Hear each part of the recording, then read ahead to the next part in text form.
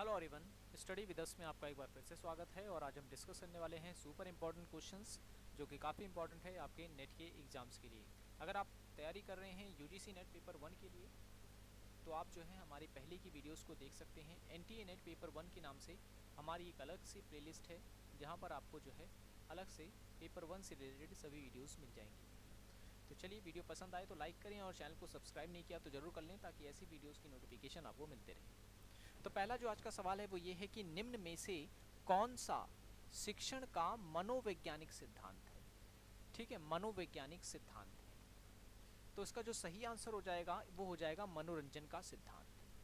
ठीक है, मनोरंजन का सिद्धांत जो है ये मनोवैज्ञानिक सिद्धांत के अंतर्गत आता है। और भी कई सारे सिद्धांत आते हैं जैसे कि परबलन का सिद्धांत हो गया। ठीक है, और आपका हो गया इंद्रियों का सिद्धांत, या कहें कि इंद्रियों का प्रशिक्षण।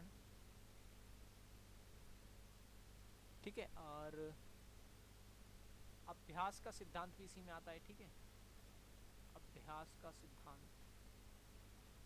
ठीक है, तो ये आ जाता है हमारा मनोवैज्ञानिक सिद्धांत के अंतर्गत। ठीक है, तो शिक्षण के मैंने आपको बताए थे जब मैंने ये टॉपिक पढ़ाया था टीचिंग एप्टीट्यूड का, तो इसमें बताया था कि शिक्षण के दो प्रकार के सिद्धांत होते हैं। एक तो होते हैं साधारण वाले, ठीक है, और दूसरे होते हैं मनोवैज्ञानिक सिद्धांत। तो जितने भी ये ऊपर दिए गए हैं जैसे सूचना का सिद्धांत, रुचि का सिद्धांत, चयन का सिद्धांत, ये सारे साधारण सिद्धांत के अंतर्गत आते हैं। जबकि ये जो हैं ये जो मैंने अभी बताए हैं ये मनोवैज्ञानिक सिद्धांत है शिक्षण की। नेक्स्ट क्वेश्चन है, निम्न में से कौन सा समूह शिक्षण पद्धति का हिस्सा नहीं है। ठीक है, शिक्षण पद्धति का हिस्सा नहीं है। तो देखें समूह शिक्षण पद्धति का। ठीक है, समूह शिक्षण पद्धति की मैं बात कर रहा हूं यहाँ पर।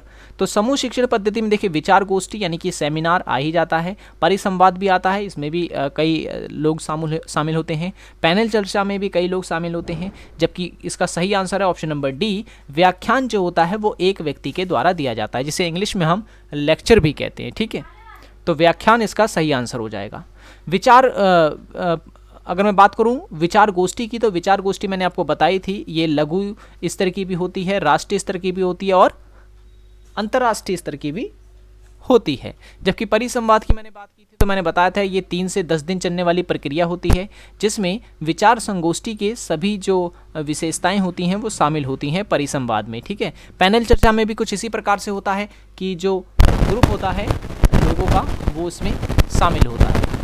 ठीक है, नेक्स्ट है रुचि का सिद्धांत। रुचि का सिद्धांत भी जो है, अच्छा क्वेश्चन बदल गया ये, हाँ पैनल चर्चा। ठीक है ना, पैनल चर्चा मैंने बता दिया, तो व्याख्यान जो है इसका सही आंसर है। नेक्स्ट क्वेश्चन है, निम्न में से कौन सा कक्षा केंद्रित शिक्षा नीति की श्रेणी में आता है। ठीक है, कक्षा कह रहा हूं मैं, छात्र केंद्रित शिक्षा नीति की श्रेणी में आता है। तो सही जो आंसर है इसका वो है option number D. Option number D जो है इसका करेक्ट आंसर है। समीक्षा नीति जो है ये आएगा छात्र केंद्रित शिक्षा नीति में। ठीक है, ये चीज याद रखना आपको। जबकि मुक्त अधिगम हो गया, सतत अनुकरण हो गया, अनुमानी विधि हो गया, ये सारा का सारा आता है शिक्षक केंद्रित शिक्षा विधि में। ठीक है, नेक्स्ट क्वेश्चन है, शोध रिपोर्ट लेखन का हिस्सा निम्न में से कौन सा नहीं है। ठीक है, कौन सा नहीं है। देखिए कोई भी शोध रिपोर्ट जब तैयार की जाती है तो उसमें शीर्षक पृष्ठ होता है, विषय सूची भी होती है, क्रियाविधि भी होती है, जबकि व्याख्यान जो है वो नहीं होता है।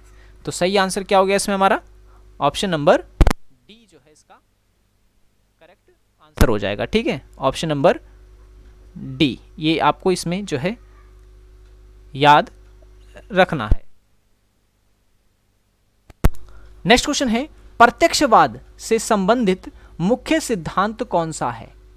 ठीक है, पहले मैं बता दूं प्रत्यक्षवाद के बारे में। तो प्रत्यक्षवाद का जो सिद्धांत है वो दिया था किसके द्वारा, तो अगस्त काम्टे के द्वारा।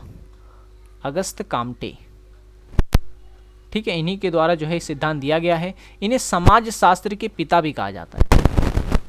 ठीक है, समाज शास्त्र के ये पिता भी कहे जाते हैं। तो इन्हीं के द्वारा जो है प्रत्यक्षवाद का सिद्धांत जो है दिया गया था। तो अब इसमें से पूछ रहा है मुख्य सिद्धांत कौन सा है प्रत्यक्षवाद से संबंधित। तो देखिए विज्ञान में जांच का सिद्धांत भी प्रत्यक्षवाद की श्रेणी में आता है। सामान्य ज्ञान भी जो है प्रत्यक्षवाद के अंतर्गत आता है, और प्रेरक सिद्ध तर्क भी जो है वो इसी के अंतर आता है। तो सही आंसर ऑप्शन नंबर डी है, उपयुक्त सभी। ठीक है, उपयुक्त सभी जो है इसका करेक्ट आंसर हो जाएगा। नेक्स्ट क्वेश्चन है, निम्न में से कौन सा शोध आंकड़ों पर आधारित होता है? ठीक है, आंकड़ों पर आधारित होता है।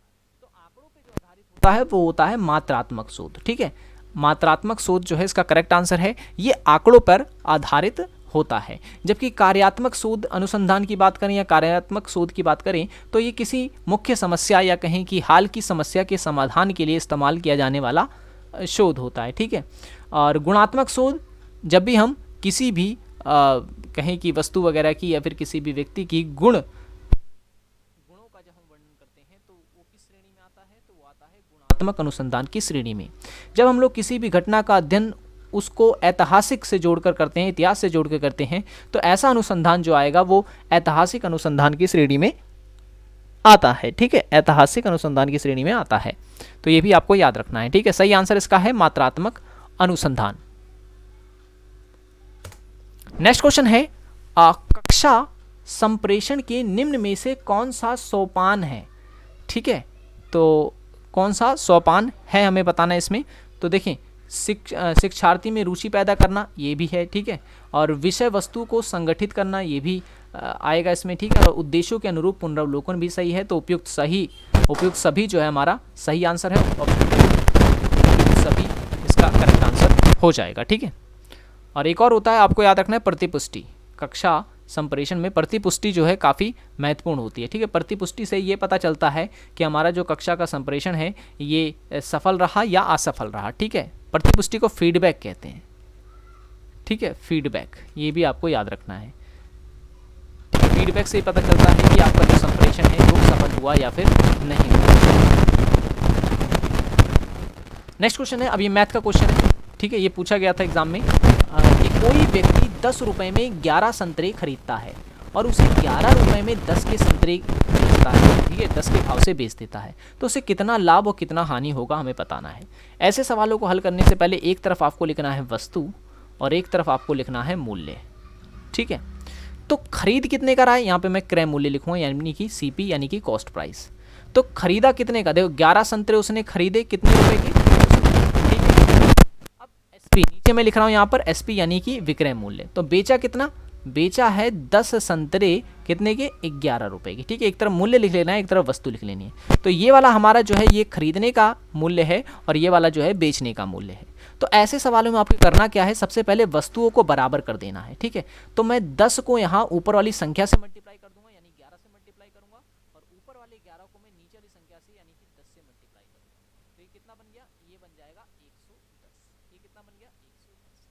अब देखिए, ऊपर वाली संख्या को मैंने 10 से मल्टीप्लाई किया था, तो इसे भी मैं 10 से ही मल्टीप्लाई करूंगा। तो ये कितना हो गया, 100। और नीचे वाली संख्या को मैंने यहाँ पर 11 से मल्टीप्लाई किया था, तो इसको भी 11 से मल्टीप्लाई करूंगा। तो ये कितना हो जाएगा, 121। ठीक है, यानी कि 100 की वस्तु खरीदी मैंने, लाभ कितने का लिया, 21 का लिया। कितने का लिया, 21 का लिया। कितने पे, 100 रुपए पर। क्योंकि प्रतिशत में हमें आंसर चाहिए तो मल्टीप्लाई में 100 चाहिए। इस 100 से ये कट जाएगा, बचा कितना, 21% लाभ। ठीक है, देखिए 100 का सामान खरीदा था, 121 में बेचा, तो ऑब्वियसली लाभ हुआ है। तो सही आंसर कौन सा हो गया हमारा, ऑप्शन नंबर सी इसका करेक्ट आंसर हो गया, 21% का लाभ हुआ है। ठीक है, 21% का लाभ हुआ है। तो ऐसे सवाल जो है एग्जाम में पूछे जाते हैं, ये आपको याद रखने हैं। नेक्स्ट क्वेश्चन है, निम्न में से किसके द्वारा वेब सर्वर के मध्य संचार स्थापित किया जाता है? तो HTTP के द्वारा जो है ऐसा किया जाता है, हाइपर टेक्स्ट ट्रांसफर प्रोटोकॉल। ठीक है, हाइपर टेक्स्ट ट्रांसफर प्रोटोकॉल इसका फुल फॉर्म होता है। जबकि IMP की फुल फॉर्म क्या होती है, तो याद रखना internet memory access protocol. Internet memory access protocol IMP की फुल फॉर्म होती है। और SSL हो गई सिक्योर सॉकेट्स लेयर्स। ठीक है, सिक्योर सॉकेट्स लेयर। और FTP की एग्जाम में पूछी गई। ठीक है, फाइल ट्रांसफर प्रोटोकॉल। तो ये इसकी फुल फॉर्म हो जाती है। ओके, तो आज की वीडियो में इतना ही। आई होप ये वीडियो आपको पसंद आया होगा। वीडियो पसंद आया हो तो लाइक करें और चैनल को सब्सक्राइब नहीं किया तो जरूर कर लें, ताकि ऐसी वीडियोस की नोटिफिकेशन आपको मिलती रहे। मिलेंगे नेक्स्ट वीडियो में ही। तब तक के लिए thanks for watching this video. और अगर आपने हमारी वीडियो नहीं देखी है पहले की तो ज़रूर देख लें, ताकि ऐसी वीडियोस जो है आपके लिए काफ़ी यूज़फुल होंगी। पेपर 1 के लिए हर एक टॉपिक पर आपको वहाँ पर जो है वीडियोस मिल जाएंगी। So thanks for watching this video.